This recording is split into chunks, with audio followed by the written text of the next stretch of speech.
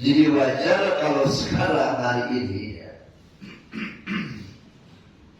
dapat kita saksikan sehari-hari betapa rakusnya manusia, betapa hilangnya rasa malu manusia, karena mereka tidak takut dengan ancaman Allah. Mereka lebih takut dengan CCTV daripada malaikat. Loh, kenapa? CCTV kelihatan, malaikat tidak kelihatan. Oleh karena itu disinilah pentingnya ya kita mengenal hati kita sendiri.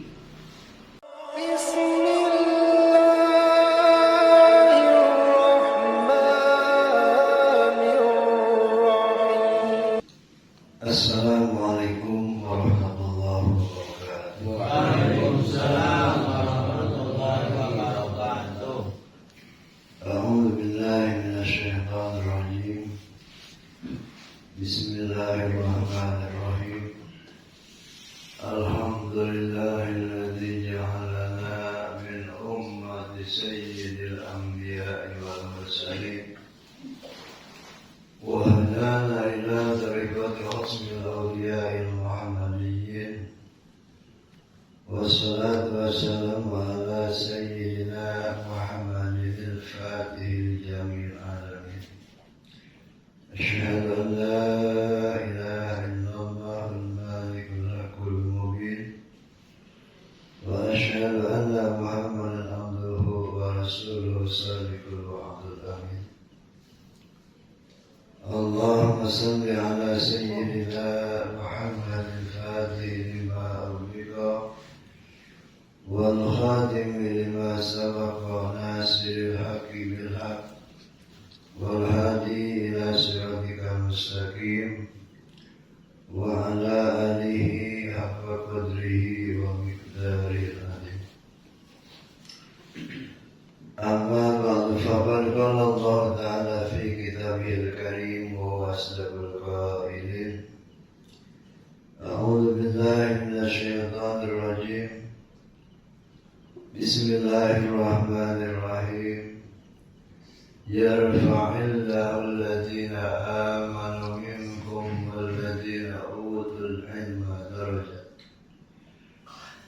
وقال النبي صلى الله عليه وسلم من سلك طريقا يلتمس فيه علما سهل الله طريقا إلى الجنة. وقال أيضا أشهد الناس حسرة يوم القيامة رجل أمكانه طلب العلم فلم يعمل به. Sadaqallahul azim wa sadaqa rasulul karim. Hadirin para ikhwan, para muhibbin sekalian, puji syukur kita panjatkan kehadirat Allah Subhanahu wa taala yang mana sampai dengan saat ini Allah memberikan kesempatan dan kesemangatan kita untuk menjalankan perintahnya, salah satunya telah berilmu Nabi.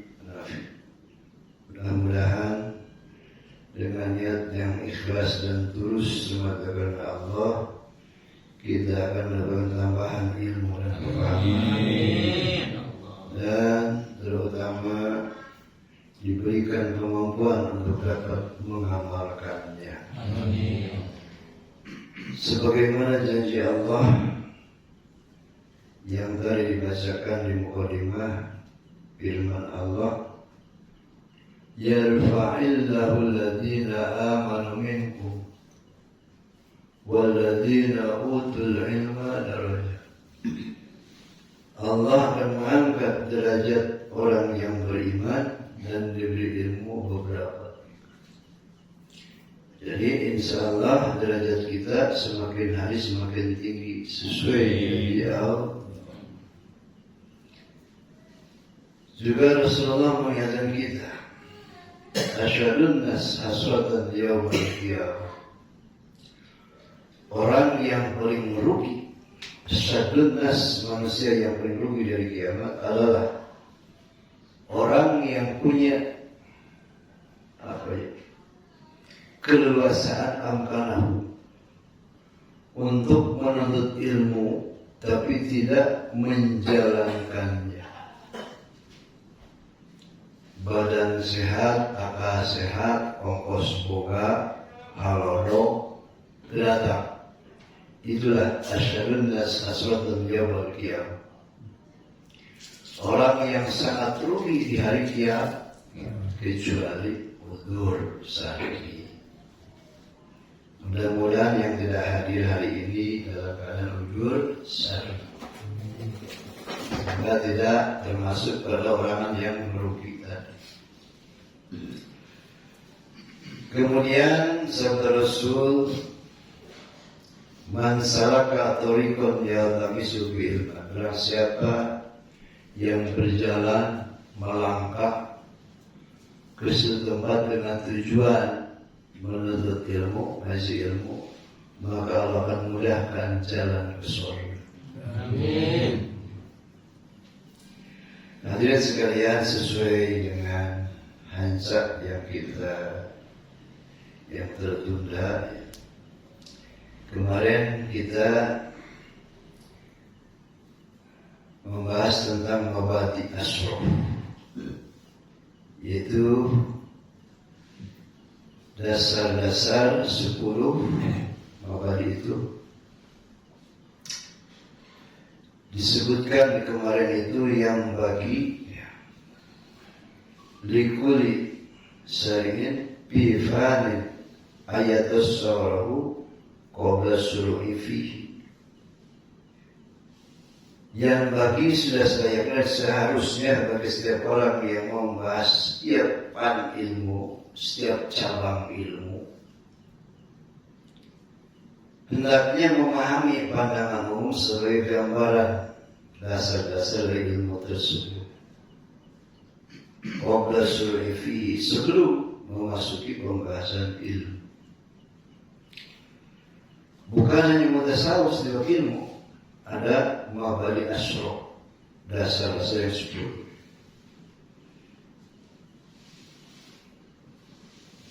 Fala yahsulu, yaitu tasawwaru ila bima'rifatil mabadi al-madburatu fi qawli, dan tidak akan jelas gambaran tersebut melainkan dengan mengerti 10 dasar ilmu, sebagaimana dijelaskan dalam bahasa sebagai berikut.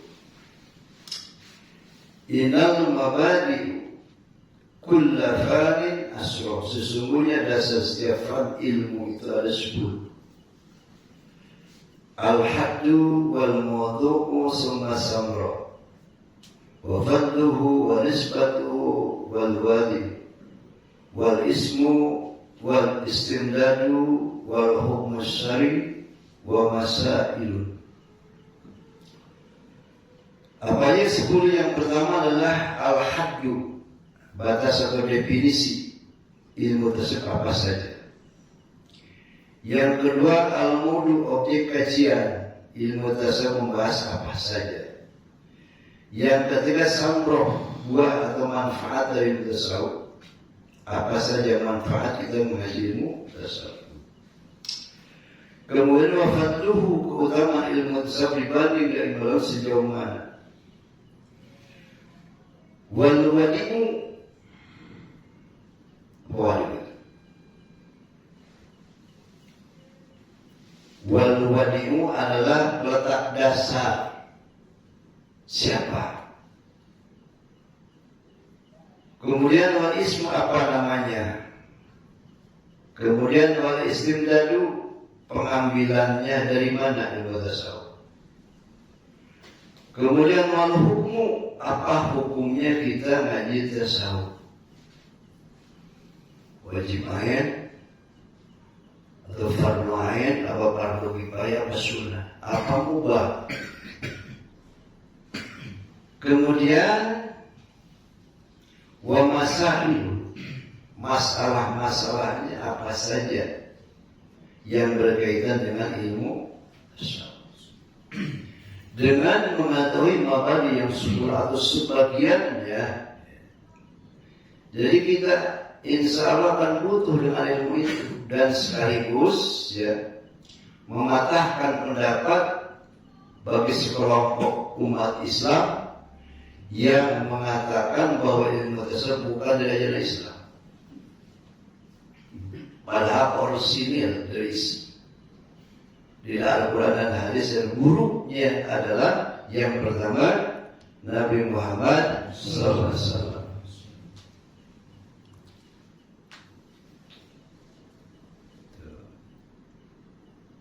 Yang pertama tadi apa? Definisi ilmu tasawuf yaitu satu ilmu untuk mengetahui ahwal, kondisi nafsu atau jiwa,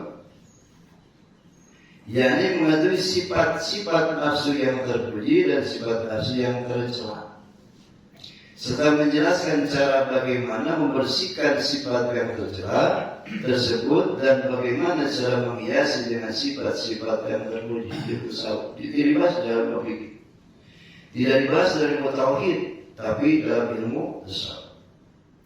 Selain itu juga menjelaskan tentang bagaimana cara, yaitu suluk berjalan kepada Allah dan berlari kepadanya.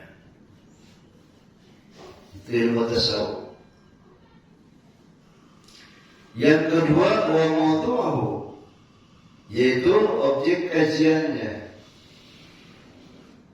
Apa af'alul qalbi wal hawas min haitsu tazkiyati wa tasfiyah, yaitu objek kajian ilmu tasawuf itu yaitu untuk mengetahui perbuatan hati dan panca indera dalam konteks tazkiyah atau pensucian dan pembersihannya. Jadi kalau tidak ngaji ilmu tasawuf hanya tauhid dan fikih, dikhawatirkan dengan tambah ilmu itu sombong, kibir. Karena sifat-sifat itu dibahas dari ilmu tasawuf. Kemudian wasamratuhu, apa buahnya kita mengaji ilmu tasawuf atau manfaat daripada kita memahami ilmu tasawuf dan tentunya dengan mengamalkannya, yaitu tahzibul qulub, membersihkan hati, wa ma'rifat alamil ghuyub, dan kita bisa tahu alam gaib. Jadi perkara gaib yang tercantum, yang tercantum dalam rukun iman yang genap itu kan gaib semua, betul kan? Nah, dengan kita mengaji dan mengamalkan ilmu tasawuf yang kemudian hati bersih dari najis manawiyah, gitu. Jadi perkara gaib itu ka'anna katarahu, seolah-olah kelihatan. Nah, disinilah masalahnya, kenapa manusia pada umumnya tidak tertarik dengan urusan akhirat. Betul kan? Pada umum manusia malas untuk beribadah. Umumnya manusia tidak tertarik dengan janji Allah berupa surga, dan tidak takut melanggar Allah dengan ancaman neraka. Kenapa? Karena semua yang disebutkan itu doi. Berbeda urusan dunia. Untuk mencintai dunia tidak perlu guru, tuh, tidak perlu belajar, tidak perlu dilatih. Otomatis kita akan tertarik,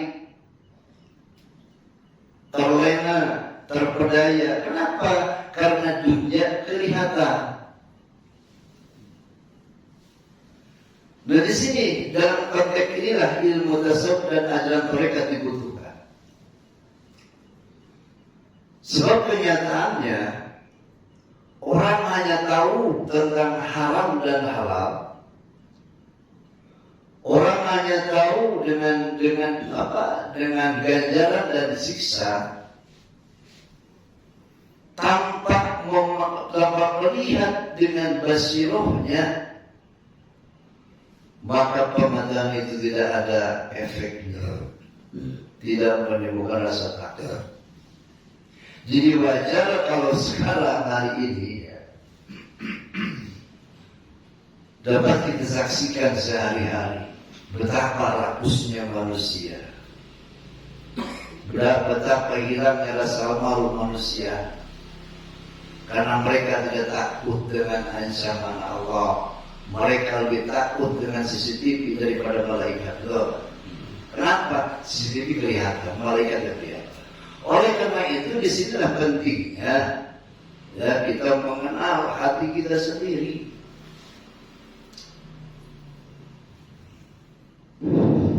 Malam ya'rifu qalb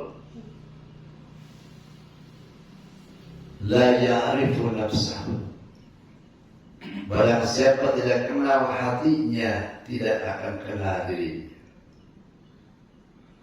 Wa man jahila nafsahu faqad jahila rabbahu. Barang siapa yang bodoh tidak kenal akan dirinya, maka tidak akan kenal sama Rabbnya, sama Allah. Jadi beruntunglah kita ya. Sekalipun kita belum bisa menjalankannya secara sepenuhnya, secara sempurna, tapi kita sudah dikenalkan dengan ilmu tasawuf. Sudah kita jalankan ajaran thariqah. Betul? Artinya besar harapan kita untuk bisa mengenal hal-hal yang gaib. Lain kenal mengenal wajib tuyul bukan. Mengenal akan apa-apa yang kita imani, seolah-olah melihat. Oleh karenanya kenapa para nabi, para rasul, para wali Allah itu tidak tertarik dengan urusan dunia sama sekali. Mereka lebih tertarik urusan akhirat. Kenapa? Karena beliau ini, para nabi, para rasul, para wali, orang-orang yang soleh, takwa, segala takwa itu seolah-olah melihat surga, melihat neraka. Bahkan Rasulullah SAW bukan dalam mimpi saat ketika Mi'raj melihat itu semua. Berbeda dengan kita, tidak tertarik dengan urusan akhirat. Ketika dibacakan ayat janji Allah tentang surga, tidak terenyuh hati untuk mengejar. Jujur aja deh. Ketika diceritakan tentang kisah-kisah di neraka, tidak takut. Artinya hati kita kalau begitu berarti masih buta. Inilah yang perlu kita muhasabah. Mobil kita sudah berterima. Sering-seringlah bertanya kepada diri. Sudah berapa kita mengamalkan tariqat tijaniyah? Sudah berapa lama kita wirid setiap hari istiqomah? Sudah sejauh mana efek dari wirid itu sendiri? Pernah tidak jadi penelitian kaji orang? Pernah tidak? Tidak. Padahal kita masuk thariqah itu tujuan utama, di samping tujuan banyak juga. Tujuan utamanya, ya. Tujuan utamanya adalah untuk membuka mata hati, sehingga mata hati bebas melihat perkara gaib.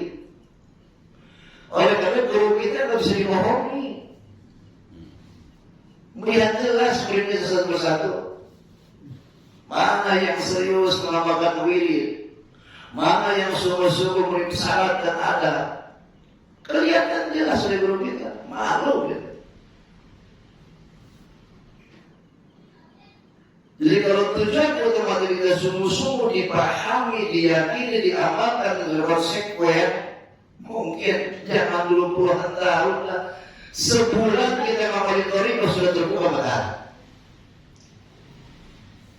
Apalagi setahun, apalagi 10 tahun, wah harus marifat beneran itu.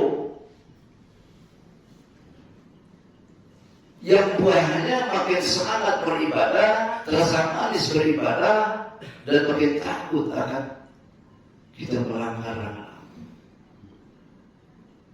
Lalu kita tengok diri kita sekarang, seperti itu enggak?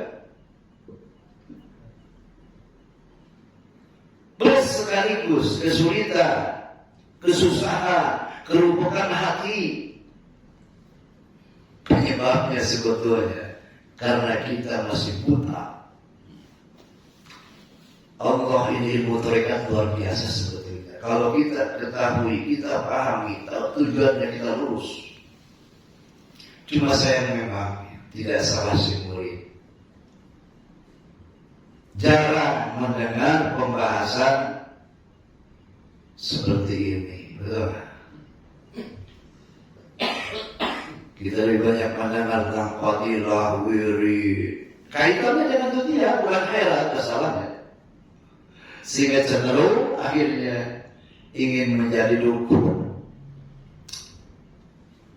Padahal kalau kita fokus ke arah tadi ini lebih utama. Dan insya Allah dunia akan kita dapat, akhirat selamat. Kalau tujuan akhirat, dunia pasti dapat. Tapi ketika tujuan dunia, insya Allah akhirat itu pun dunia belum tentu hasil. Betul kan? Kalau kita ke Bandung lewat puncak Cianjur pasti kelewatan terus.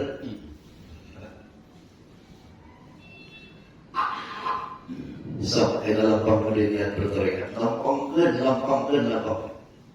Tujuan utama ridho Allah, tapi tidak akan datang ridho Allah sebelum kita ridho diatur oleh Allah. Tidak akan ridho oleh Allah ketika kita tidak mengenal diri kita sendiri, tidak kenal hati sendiri. Ya bagaimana? Jadi akar masalahnya, semua permasalahan yang kita rasakan, kesulitan, kerupukan, itu dilihat, bahkan itu di akhirat mau mencari karena kebutaan hati kita.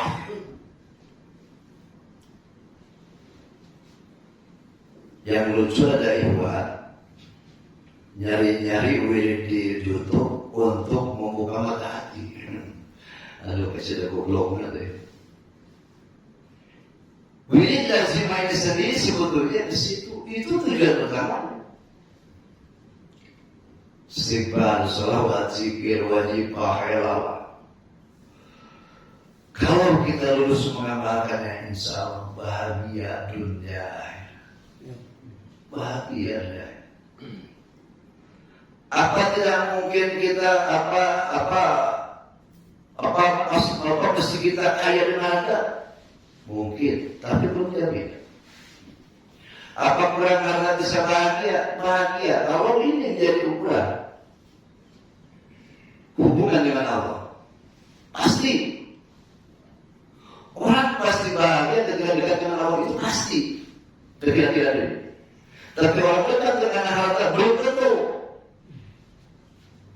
Tidak sedikit yang kaya gantung diri, tidak sedikit yang kaya matinya minum racun serangga.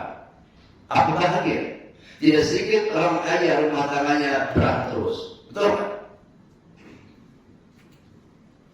Ya memang kita hidup tanpa harta sudah bahagia. Tapi harta bukan segalanya. Sekarang nomor satu, fokus nomor satu ini masalah keimanan kita hati kita. Tahun dalam sejauh mana kita selama ini. Kalau bicara tentang pada istighfar, berapa ayat, berapa hadis disebutkan sudah cukup. Betul nggak? Bicara tentang sholat begitu pula. Man sholat alaiya wahidan sallallahu alaihi wasallam. Berarti sholat satu kali kepada Nabi, maka Allah balas 10 rahmat. 10 rahmat kenikmatan. Kalau kita sekarang 250 sehari semalam kali 10, 2.200 kenikmatan. Pertanyaannya, betul tak terasa? Allah, apa salah janji Allah? Inna Allah la yukhliful mi'ad. Berarti kesalahan yang diulang. Ada beberapa kemungkinan. Satu, ketika masuk dari ketujuan tauhid salah niat, mungkin urusan dunia. Yang lepas hutang, mungkin. Yang kedua, bisa jadi ketika talqin tidak sah talqinnya. Mungkin yang talqinnya izin sahihnya putus atau batal. Kita tidak tahu.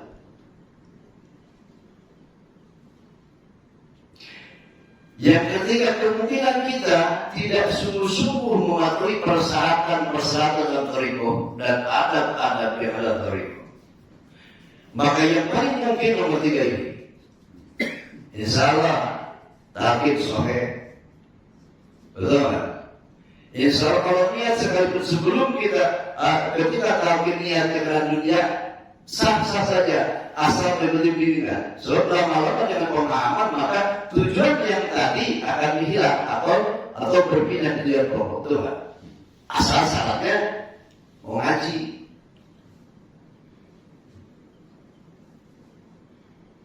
Di dalam kitab Fathur Rabbani syarat menjalankan thariqah ada 40. Dan ini jarang dibahas. Cuma sebatas syarat sah yang 4. Itu syarat sah. 1, berpegang dengan satu thariqah hanya thariqah tijari. Tidak boleh menggabung thariqah lain atau wirid lain. Yang kedua, dawam baca wirid sepanjang hidup.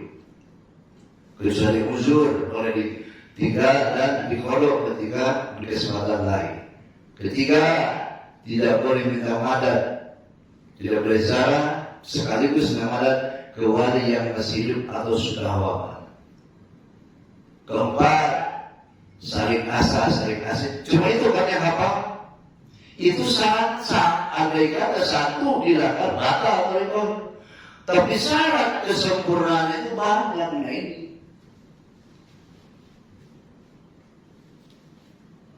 Jadi kalau saya bahas di sini tentang syarat kesempurnaan yang 40 seolah-olah sesuatu hal baru gitu. Karena sering dibahas yang apa? Padahal apalagi tentang masalah adab murid dengan guru bagaimana? Karena akan dibahas dan dijelaskan sehingga setidak sadar murid banyak melanggar adab. Karena tidak diajarkan ilmu, makanya tugas orang berat sebetulnya. Urusan talqin hitungan menit beres. Tapi memahamkan si ihwan sebelum dan sudah talqin itu wajib orang. Sehingga dalam menjalankan thariqah, ya, tidak sebatas ritual tanpa makna, tapi menghasilkan buah adanya perubahan sikap. Yang pertama itu bukan dosa dunia, perubahan sikap yang tidak baik pada yang baik. Itu thariqah awal-awalnya. Bisa sholat di ondor-ondor, mau segera di thariqah. Biasanya sholat malam ya mau khusyuk hadir hati. Itu thariqah. Itu dulu kita bicara bukan masalah benar dan misi, bukan. Itu mengikuti dengan sendirinya. Ketika kita menjalankan Allah dengan sebenar-benarnya sesuai kemauan kita, ikuti sunnah Rasul, ikuti petunjuk guru-guru, insya Allah perubahan kita akan lebih baik. Otomatis teman banyak, betul kan? Urusan dunia itu ngikutin sebetulnya. Tapi kalau dunia dulu yang kita bayangkan, kita kejar, yaitu tadi tarekat tinggal tarekat, wirid tinggal wirid, tapi tidak membuahkan apa-apa. Yang ada hanya bosan. Lobamu keluar di tengah jalan Rasulullah. Kesalahan siapa? Yang pertama, kesalahan orang itu sendiri. Makanya saya cerewet gitu ya. Karena itu tugas. Ini kewajiban saya. Anda dengar atau tidak, lain cerita. Tapi ingat, apa yang saya sampaikan bersumber dari guru kita. Apa? Saya sudah sorong. Saya berbicara tidak keluar, insya Allah tidak keluar saya. Ada tambahan umpamanya, itu cuma kalimat saja sebetulnya, cuma bahasa saja. Dan ya, makanya sering-seringnya para ikhwan sekalian itu masalah itu sebelum tidur. Tanya kepada di mana selipnya saya. Kenapa saya begini terus? Makanya nomor satu pokoknya kita sering hadir di majelis. Karena iman kita itu yazidu wa yanqus, fluktuasi sifatnya. Kadang turun, kadang naik. Iman kita tuh beda iman malaikat. Stabil terus, turun ke naik. Beda iman para nabi, para rasul, naik terus tidak pernah turun. Ada iman kita naik dan pertama iman ketika dapat nasihat, ketika banyak berzikir, ketika baca Quran. Turun iman kita ketika tidak masuk nasihat. Dan kalau antum semua mengiktifatkan apa yang saya katakan bersumber di Syekh Bijani, insya Allah tembus.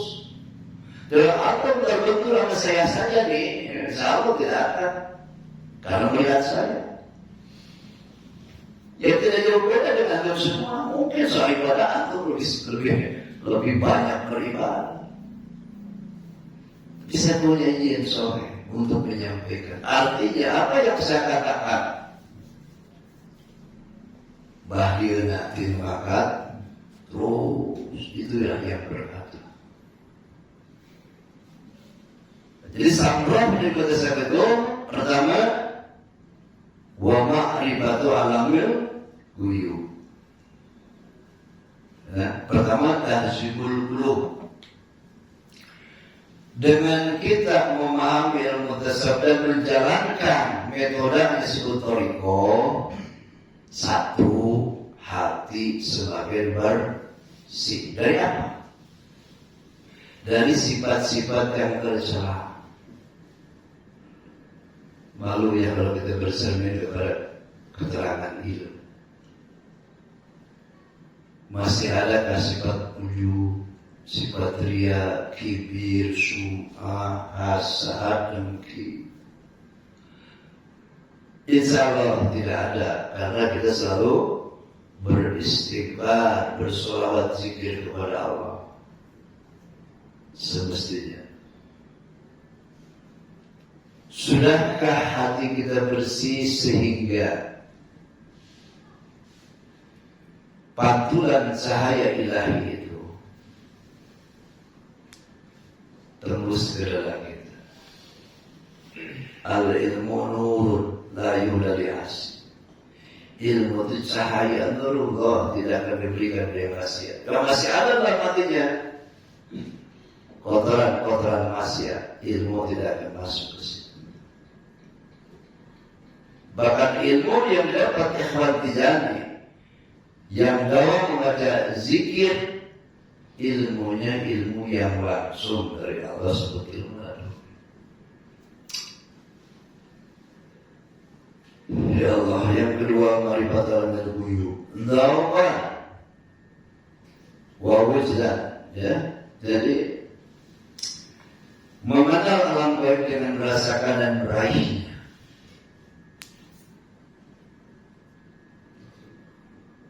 Terus buahnya lagi banyak buahnya nih. 5 buah penir kabeh ya, Masya Allah. Wa najata bil akhirah, mendapat keselamatan di akhirat. Masuk neraka, Pak. Amin. Amin. Wal fawzu billah. Orang yang mengamalkan ilmu tasawuf dengan metode thariqah akan mendapat kebahagiaan, keuntungan dengan sebab ridho. Amin. Ridho Allah tidur ya Allah, beratnya ya Allah, ridho Allah. Kalau yang ditanya, anjing ngaji yang mana ridho Allah, puasa yang ridho Allah, yang ridho Allah, umrah yang ridho Allah. Amin kalinya. Tapi jalan untuk mencapai ridho Allah tidak mau menjalaninya. Jadi masalahnya jalan untuk menuju ridho Allah itulah kita lewat bimbingan thariqah. Di dalam hadis qudsi Allah berfirman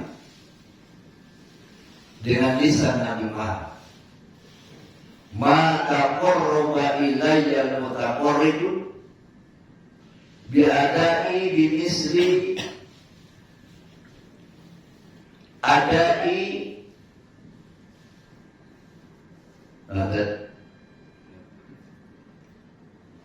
maftaratu hari wa la yazal yataqarrabu ilayya bin nawafil hatta uhibbahu. Ayat 3 tidak ada sesuatu yang lebih layak, lebih utama untuk mendekatkan diri seumpama menunaikan yang wajib-wajib, yang fardu ain. Dan seorang hamba senantiasa mendekatkan diri dengan menjalankan yang sunnah-sunnah hatta uhibbahu, sehingga Allah cinta kepadanya. Jadi ibadah yang wajib untuk mendekatkan diri kepada Allah, ibadah yang sunat untuk mendapatkan cinta Allah. Fa'idha ahbabtuhu, ketika Allah cinta kepada si hamba, kuntu sam'ahul ladzi yasma'u nabi, akulah yang menjadi pendengarnya ketika dia mendengar. Wasam'ahul ladzi yasma' wa basaruhu ladzi yabsuru nabi, dan aku menjadi penglihatannya ketika dia melihat. Wa lisanahul ladzi yaktibu bihi, dan aku jadi lisannya ketika dia ngomong. Insya Allah tahu. Wa yadahul ladzi yaktisu biha, dan aku jadi tangannya ketika dia memegang.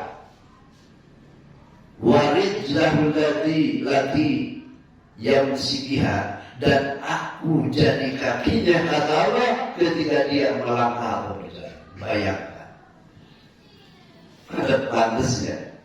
Jadi tafsir itu tadi salah satunya kenapa para wali bisa mereka bisa merasa mereka. Kenapa? Warijlahul lati yamsi biha, rekasa ke Allah.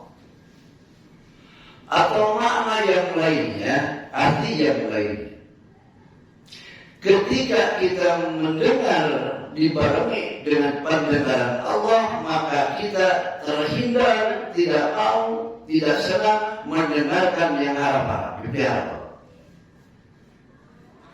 Ketika Allah jadi penglihatan kita, ketika dia melihat, maka kita tidak akan berani melihat yang haram. Ketika yang bicara adalah Allah, maka tidak akan kita gibah, berdusta dan lainnya. Ketika kita memegang dengan kekuatan Allah, dibarengi dengan kekuatan Allah, maka tidak akan menyentuh barang yang haram, mengambil barang yang haram. Dan ketika kita melangkah berjalan dibarengi dengan langkah Allah, insya Allah tidak akan melangkah ke tempat yang haram. Kira-kira kalau sudah begitu aman gak? Aman banget. Dan itu sampai ke itu perlatihan dan mujahadah. Ini masalahnya orang ini. Jalan sudah, metode sudah jelas, caranya gimana, tapi kita masih terpenjara oleh harus. Ada seorang waliullah Rasul Habib namanya, termasuk pada orang yang diberkahi Allah, sehingga kalau dia disuguhi makanan dan makan itu haram atau subhan, tangannya tidak bisa bergerak, tangannya tidak bisa bergerak, kayak lumpuh. Kalau makanan di depannya itu makanan haram atau subhan, nggak bisa ngambil, itu bentuk pemberian Allah. Tapi yang halal, yes. Dan di bawah itu ada lagi, itu yang paling hebat tadi. Ada seorang wali lagi, dia masih punya sampai punya, hampir sepenuhnya, tapi tidak bisa nolak. Kalau yang dimakan itu haram atau sudah, itu bentuk pemberian Allah. haram nggak masuk, dipelihara oleh Allah. Kalau kita haram masuk berat, nusubat apa lagi? Kenapa? Artinya tidak dipelihara. Jadi untuk mendekatkan diri kepada Allah dengan jalan menjalankan yang wajib-wajib. Untuk mendapat kasih cinta Allah menjalankan yang sunnah-sunnah. Yang pertama, qobliyah ba'diyah dulu air berhenti jami meninggalkan qobliyah ba'diyah sholat, terutama akad. Mana akad? Qoblah subuh 2 rakaat. Itu akad banget. Kalau orang tidak mengamalkan itu keterlaluan. Terus pada maghrib 2 rakaat, ba'da isya 2 rakaat, qobla zuhur 2 dan ba'da zuhur 2. Sampai tadi bakal terlalu. Syukur kalau memang yang hayat juga. Kalau sama yang hayat zuhur itu 4 sebelum, 4 sesudah. 2 yang saya hayat, 2 yang apa. Setelahnya 2 hayat, 2 apa. Tapi sekurang-kurang yang minimal yang apa deh. 2 rakaat sebelum zuhur, 2 rakaat sesudah zuhur. Qobla asar tidak muakkad, tidak hayat. Itu dulu sebelum kita rutin sholat duha, sholat hajat, sholat asar. Kok dia berarti tinggalkan? Keliru. Ingat ya, jadi 2 rakaat sebelum zuhur, 2 sesudahnya itu abad. Ba'da maghrib 2 rakaat itu abad. Ba'da isya 2 rakaat itu abad. Sebelum subuh qobla subuh abad. Bahkan seandainya kita masuk ke masjid di sholat zuhur, imam sudah mulai masuk, nggak perlu sholat. Tapi setelah nanti salam, kalau qobla, itu saking kita mempertahankan tentang amal sunnah. Untuk apa? Wahid, untuk dicintai Allah. Terutama niat ya, niat. Ini orang mau betul sholat hati, mau hutang ya? Hah? Betul sholat hati yang mau beli mobil, masih halus, kan kurang halus. Jadi hakikatnya kalau dipandang dalam ilmu hakikat itu bukan lagi menyembah Allah, lagi menyembah dirinya sendiri. Tidak perlu kita mengikhlaskan niat amal semuanya lah ya. Surat hati, martabat sekolah, lain hayat dunia lah niat amal. Permintaan yang pertama dalam hati setelah baca tasbih Allah, bukakan pintu hatiku untuk menerima nur iman, nur Islam, nur Islam. Mereka kadang minta mobil tenang lah gitu. Ya Allah, kuatkan imanku, kuatkan Islam, kuatkan tauhid, ma'rifatku. Jadi itu sekalian. Ini samroh daripada kita mengamalkan ilmu tasawuf. Sudah berapa tadi? Wasada. Akan selamat di akhirat. Ya, terus kemudian masih ada yang masih samroh. Wa nailu sa'adatil abadiyah. Dan orang yang memahami, mengaji, mengetahui dan mengamalkan jalan bertoriko, dia akan mendapatkan kebahagiaan yang abadi dari dunia sampai akhir. Dicatat ya, kalau dicatatnya ini bukan perkara sepele ini hal penting ya, menyangkut hajat kita ini semua ini. Yang selama ini ya mungkin kita belum merasakan sepenuhnya atau masih dalam keraguan-keraguan. Terus kata Nabi dulu wasifahu biaisu bikasbilahu umurun jariyatun wa yushidu ahwala ajibatan wa yu'ayinu ma amiyat anhu basirot. Di samping dan bagian yang siap abadi juga Dengan kita memahami ilmu tersebut dan mengamalkannya akan menjadi apa ya? Akan terbit cahaya hati beriman berislam. Dia akan terang dengan cahaya hati kita, diterangi cahaya. Wasifah biasa dengan apa? Dengan kebersihan hati dan memperoleh kebahagiaan ya apa? Abadi, bersihnya hati dan sucinya hati sehingga tersingkap baginya perkara-perkara goib. Jadi orang sebenarnya ilmu ini sebenarnya benar. Ini ilmu yang kita pegang, amal kita pegang itu luar biasa. Bukan hanya untuk usaha akhirat nanti, justru ukurannya sekarang. Akhirat itu apa? Akibat. Jadi kalau kita merasa benar-benar yang memahami dan mengamalkan sesuai kemampuan kita, dengan mengharap kita bantuan madad itu jangan lupa ya. Makanya ketika kita mau beramal, sudah beramal, selalu kita berwasilah kepada dia dengan kalimat ya Sayyidina bersama dia Jawa Bismi, itu wasilah, berwasilah.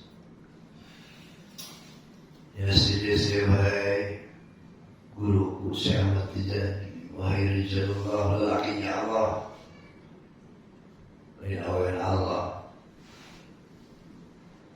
Agisni, tolonglah aku, yes. Itu berhasil ya, berhasil kan berhasil lah. Agisni, tolong yes. Dalam hati atau diucapkan, jangan dengan yang lain, ini disebut musik lagi. Lagi dalam hati, musik. Kita tolong bersih. Dalam apa aja. Antum mau lagi buta, orang sulit bayar buta sebelum berangkat. Bismillah, tawakkaltu, sok berwasilah. Antum mau bertemu dengan musuh bawahnya yang ancam membunuh kita dan segala macam. Antum istighfar Yesus. Ahmad Tijani ya Rijal. Mendengar saya, jangan dibilang mendengar. Habis ini tolonglah. Kalau kemudian menunjukkan itu adalah wasilah, ya. Kemudian apa kata? Allahu Akbar. Allah yang tanzihan bil mahruki. Maksudnya Allah dicampur dengan makhluk. Artinya kalau tuh makanya kalinya itu maksudnya apa? Tapi dari dia semua murid kena kepada Allah. Sudah kena kepada Allah. Sadar posisi. Mengapa kita mesti wasilah kepada guru kita? Karena guru kita yang kenal dengan Allah. Paham ya? Tanzil ya malika, wahai yang menguasai malik, yang malika yang ini, wahai yang menguasai menjadi raja dia. Raja dia. Iya ka'abudu, bukan na'budu. Persul diri kita, nah itu kami. Hanya kepada Engkau ya Allah kami beribadah. Wa yaka asta'in, dan hanya kepada Kau hamba ini. Gitu tuh. Terus apa lagi itu? La ilaha illallah, tidak tahu siapa. Ya dafiq ma'amal. Ya mu'min. Ya pemulihan. Ya manik yang menolak. Jadi hakikatnya kepada Allah yang maha agung, maha besar, Allah yang maha menolak, maha melihara. Cuma kita sadar posisi, maka berwasilah kepada guru kita. Seperti saya ceritakan Imam Hanafi dengan muridnya, masalah syukur, kata Imam Hanafi, bulan, ambil wudhu, kita sholat. Di mana ya sepuh? Usilah bersejarah. Kita pun Allah cari. Sepuh itu masalah.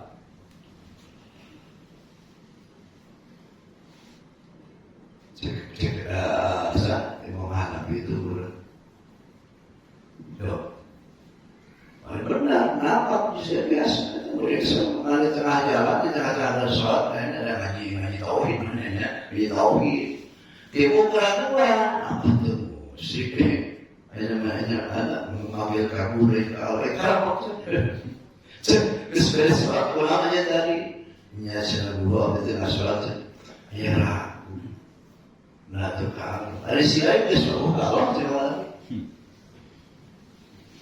batunya mata pemangnya nyambat kaulah tidak ada macam kalau pula terus kenal kamu gitu jadi orang sadar posisinya masih kewas tiap sholat kan sebelum baca apa kita dalam terjadi diajarkan as-sholat wassalamu ala itu juga tak istiqosnya terus sebelum baca apa as-sholat wassalamu rahmat dan selamat bihalani ma'afibillah sebanyak ilmunya Allah rahmat alaika dicurahkan, dilimpahkan, diberikan kepadamu ya Muhammad wa ala alika kepada keluargamu ya Sayyid ya Rasulullah wa ya Rasulullah Rasulullah habis ditolonglah hamba habis disayang bisa dengan sebanyak mata dengan secepat mungkin ya Allah terhadap itu disebut subhanallah sholli ala sayyidina Muhammad al-Fatih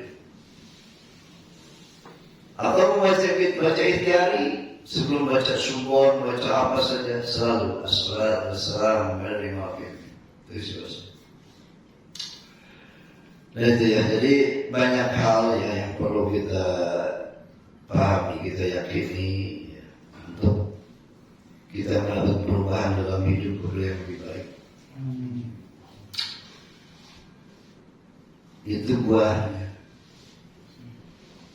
Kemudian wafatuhu keutamaan ilmu tersebut, keunggulan yang sebagus. Annahu asyraful ulum bahwasanya sebenarnya ilmu tersebut itu adalah semulia-mulia ilmu yang paling mulia.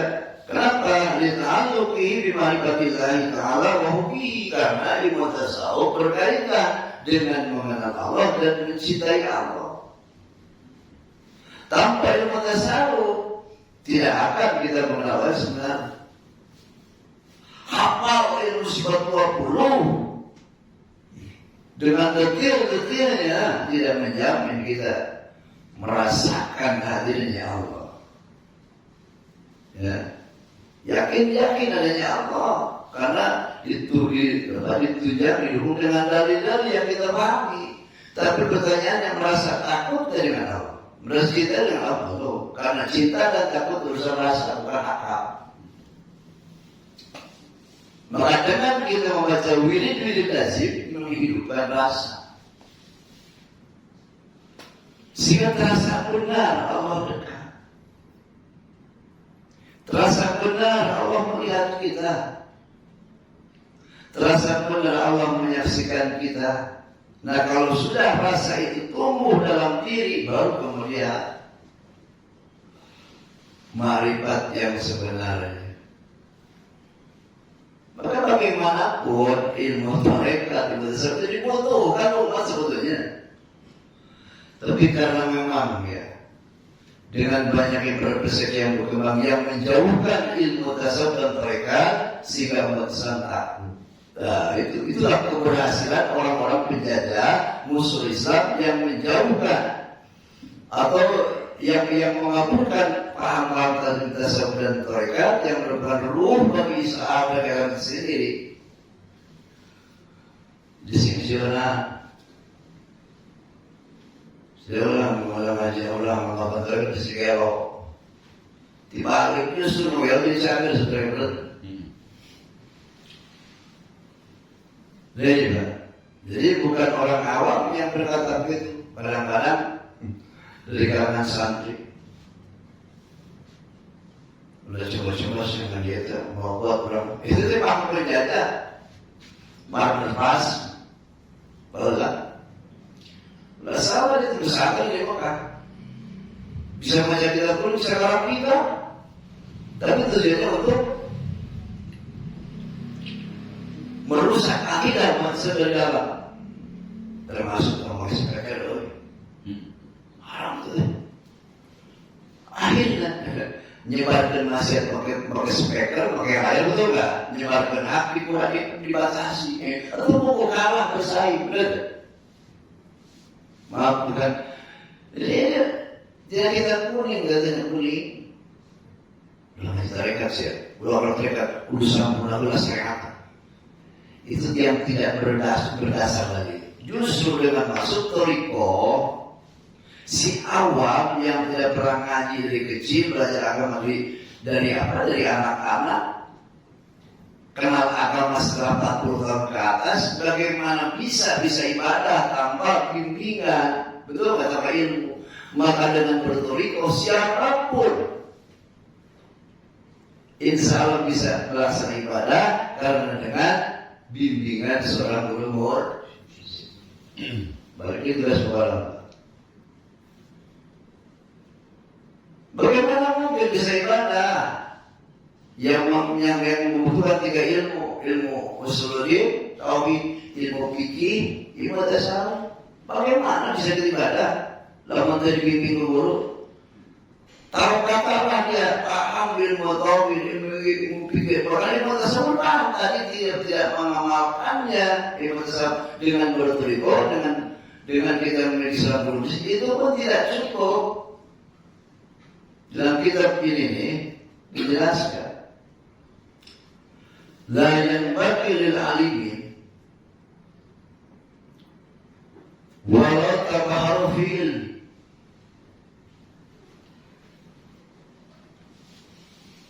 tidak layak bagi seorang alim sekalipun ilmunya luas melaut hatta sora wahidan zamanihi sehingga dia bersatu di zamannya. Alim tapi sebatas ilmu syar'i.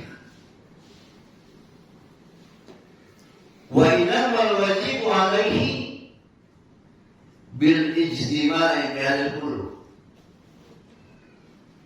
Hanya saja dia wajib menggabungkan diri dengan ahli qulub, dengan mursyid, dengan dokter yang menyembuhkan hati.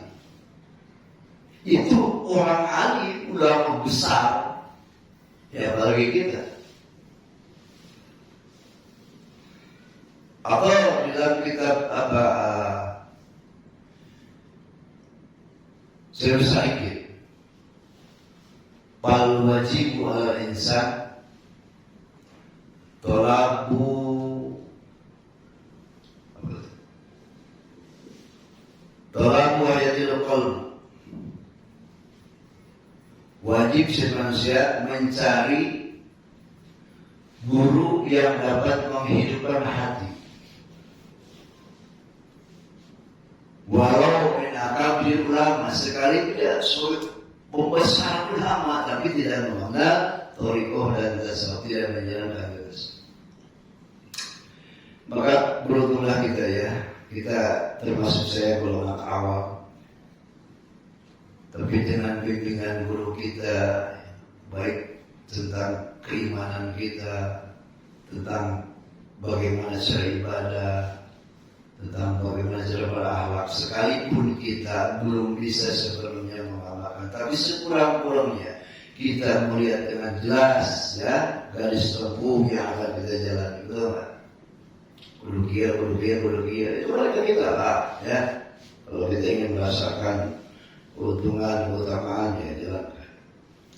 Nah, wabadu keutamaan adalah bahwasanya atahu asrabul ma'lum dita'aluki bima yatahiyu ta'ala wa hubihi wa hiya afdalu al-litar. Jadi ini utama secara mutlak. Jadi karena kaitan dengan mengenal Allah, itu juga tentang masalah mahabbah cinta. Wa nisbatuhu ila ghairihi min ulumi annahu aslu laha wa syartun biha idda ilma wal amal ila biqasdi tawajuh ila Allah wa nisbatuhu laha arruh lil jasad. Dan sekarang nisbahnya, perbandingannya atau korelasinya dengan ilmu-ilmu lain apa saja, antara ilmu tasawuf dan ilmu fikih, ilmu tauhid, itu adalah sebagai asulaha, asal fondasi daripada ilmu yang lain, wasatun biha, dan syarat kesempurnaan ilmu yang lain. Kenapa? Karena ilmu tasawuf bagian ruh, sedangkan ilmu hadis jasad. Ruh dan ilmu kemudian menjadi ruhan, berarti mati. Kemudian sifatnya, kepalanya seperti dari masih berada. Alhamdulillah. Wawadi'uhu. Letak dasar ilmu itu siapa? Allah Tabaraka wa Ta'ala, Allah sendiri.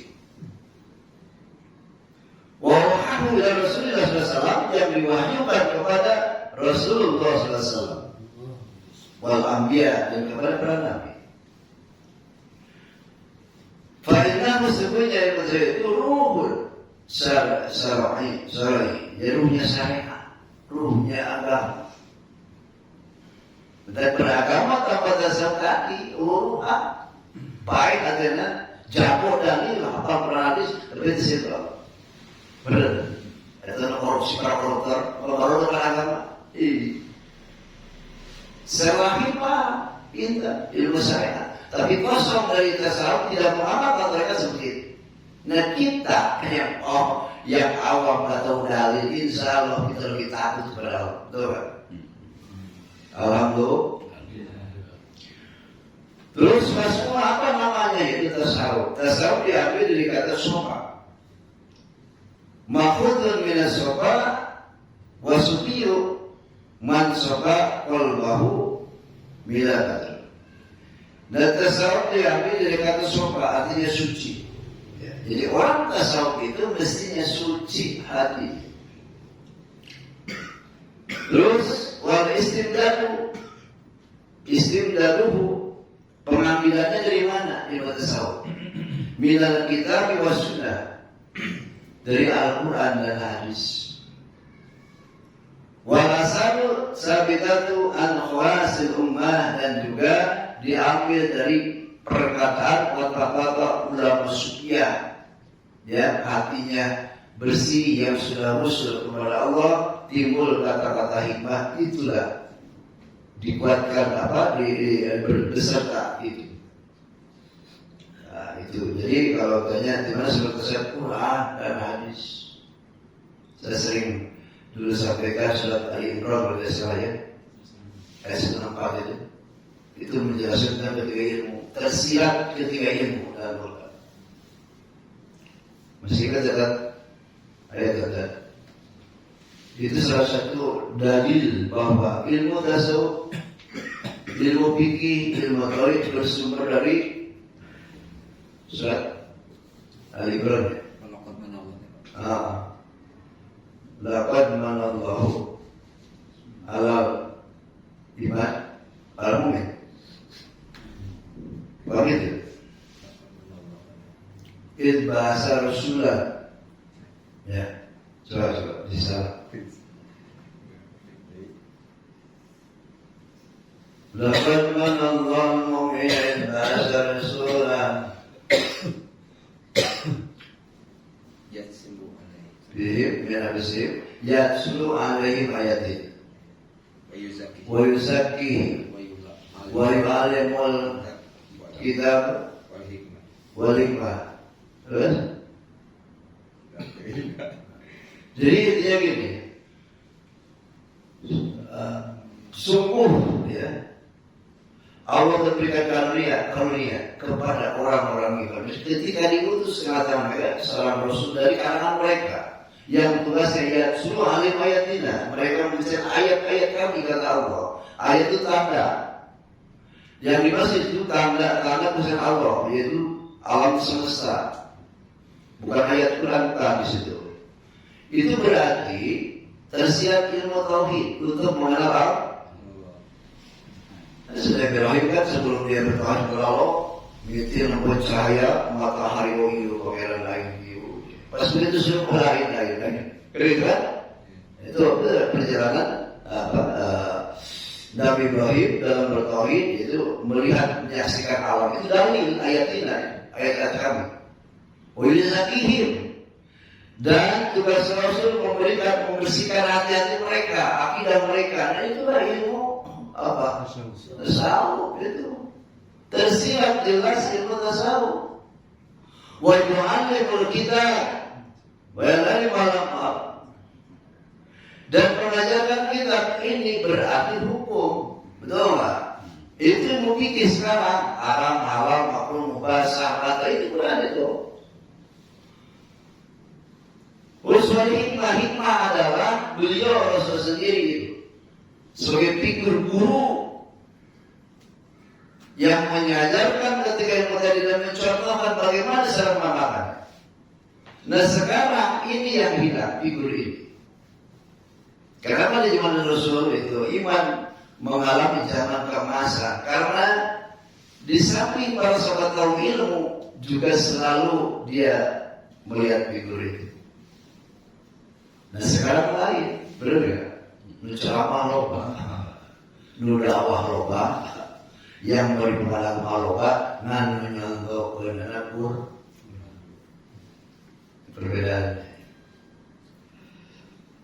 Nah, jadi peletakan dasarnya adalah Al-Quran, peletakan dasar sumbernya, pengambilannya ilmu tasawuf adalah dari Al-Quran dan hadis dan fatwa para ulama sufiah. Nah sekarang hukum mengaji masalah hukumnya fardu ain. Nah tak kiai mengalami tasawuf, ngaji tasawuf dari sampai ke mabadi 10 ini.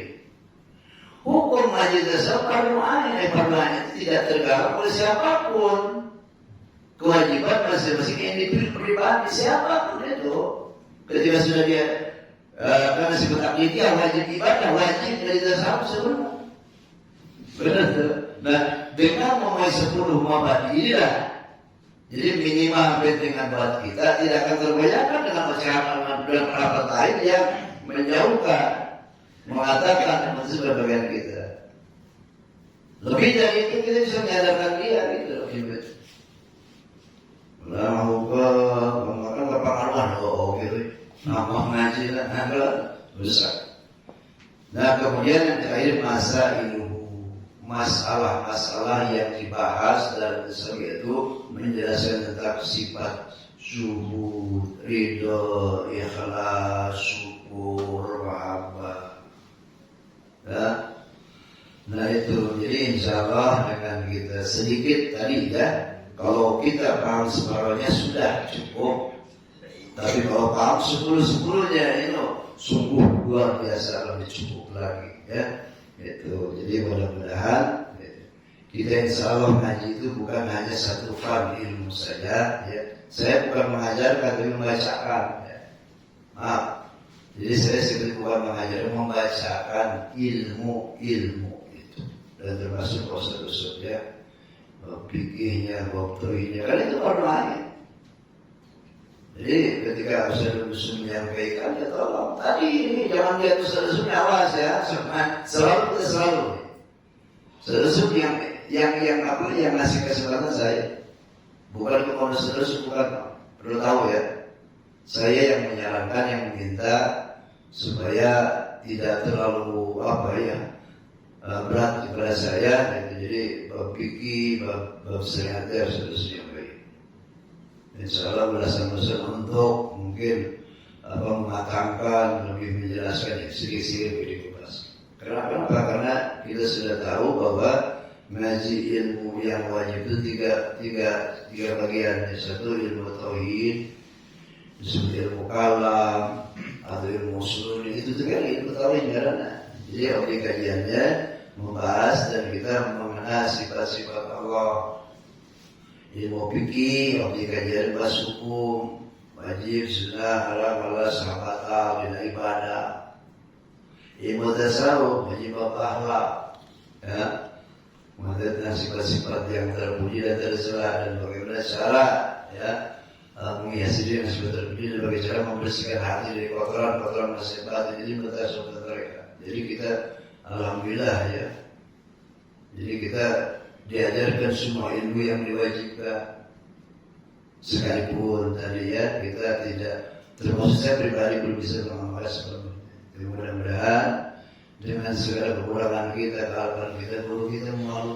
Amin ya Allah ya Rabbal Alamin. Dan mudah-mudahan kita istiqomah yang menjalankan ibadah kepada Allah, ya, baik ibadah yang mahdhah, yang muamalah, baik dalam ilmunya, ijtimanya kita istiqomahkan sampai ya, dan sekalipun dalam keadaan apapun ya, karena kita apalagi yang sekarang ini jangan sampai kita luntur iman kita karena kita sudah dalam segi materi ya. Ibadah kita harus benar-benar mempersatukan. Justru ya dengan kita berusaha mendekat kepada Allah, insya Allah ketika tadi kan disebutkan sudah dekat dengan Allah, sudah diridhoi oleh orang ridho dari Allah, insya Allah kemudahan akan datang. Sekalipun datang kesulitan pasti Allah berikan jalan keluar. Itu jadi Allah. Sekalipun kita berkesulitan pasti Allah berikan jalan keluar, itu pasti. Tapi sebaliknya ketika kita dapat kesulitan akan makin jauh dari tali, menjauh dari guru, menjauh dari Allah. Justru dengan seperti itu kita akan lebih terpuruk. Ya, pasti. Karena yang menolong, yang memberi rezeki hanya Allah Subhanahu wa Ta'ala. Jadi ketika diberi kesulitan, insya Allah ujian bagi kita, bukan ujian. Allah mau sejauh mana niat kita, ya, sejauh mana tujuan kita, betul apa tidak, itu maksudnya. Sebenarnya sudah ayyatul aman wa barakatuh. Apakah manusia menyangka ketika ikrar aku beriman kepada orang itu diuji? Jika Allah itu pasti diuji gitu. Dan ujian kepada kita pasti disesuaikan dengan kemampuan kita. Insya Allah tidak Allah akan memberikan ujian yang kita tidak bisa melewati. Ya, yakin itu yakin. Maka sering ketika kita dapat kebaikan hidup makin dekat kepada Allah. Bisa terus tahajud. Biasa sholat Fatihah 100, 300 itu bukan orang makin jauh ke Allah. Insya Allah mudah-mudahan ya Allah Subhanahu wa Ta'ala senantiasa membimbing kita, ya, menolong kita dan semoga kita juga diperhatikan oleh guru kita, oleh guru-guru kita sehingga beliau selalu ya menolong kita, mendoakan kita. Amin ya Allah ya Rabbal alamin. Yang saya sampaikan mudah-mudahan ada manfaat untuk kita semua. Allahumma fi ila tariq. Assalamualaikum.